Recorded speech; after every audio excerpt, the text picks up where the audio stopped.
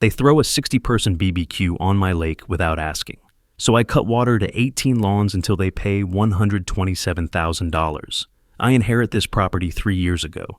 2 acres of stocked fishing lake with an oak dock my grandfather built in 1987. It sits outside the subdivision with 35 colonials and black iron fences. My lake was never part of that deal. I'm Mitchell Graves, 47, and I run an engineering firm specializing in rural water systems. The only gate crosses my land. Always open because my grandfather had a handshake deal with the HOA president in 1995. That deal died with both of them. Thursday, I find 200 invitations reading Community Lakeside BBQ, Saturday 2 p.m., with a photo of my dock. No call, no permission. Saturday afternoon, 60 people show up.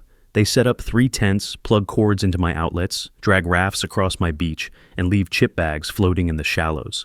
I walk down at 4 p.m. and ask them to leave. Linda Carmichael gets in my face. HOA president, 52, wearing a visor that says Lake Life. She screams, "It's community water access," and "You can't keep families from nature." I show her the deed with the boundary highlighted. She laughs and calls me a selfish recluse.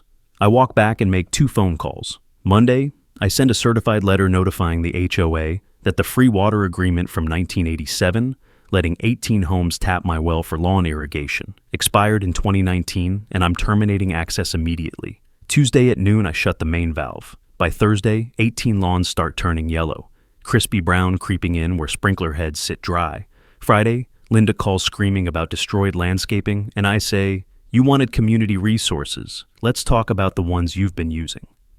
Monday, my attorney sends the invoice for $127,000. Retroactive lake fees at $42,000, new 10-year water contract at $75,000 with $25,000 up front, and legal fees at $10,000.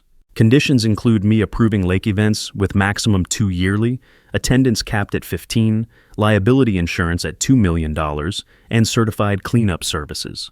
Linda calls it blackmail, but my attorney reminds her that running new water lines to 18 homes costs $380,000 minimum with 14 months of permits. She gets 3 contractor quotes by Wednesday. Lowest is $340,000. Friday, the HOA holds an emergency meeting, and Monday they wire the full $25,000 up front with signed contracts. Linda resigns Tuesday after a no-confidence vote, and the new board sends a formal apology acknowledging the lake was never HOA property. They install signs at 3 intersections. Private lake, HOA access by permit only. I reviewed the specs before approving them. Comment if your HOA ever tried to claim your property as community amenity.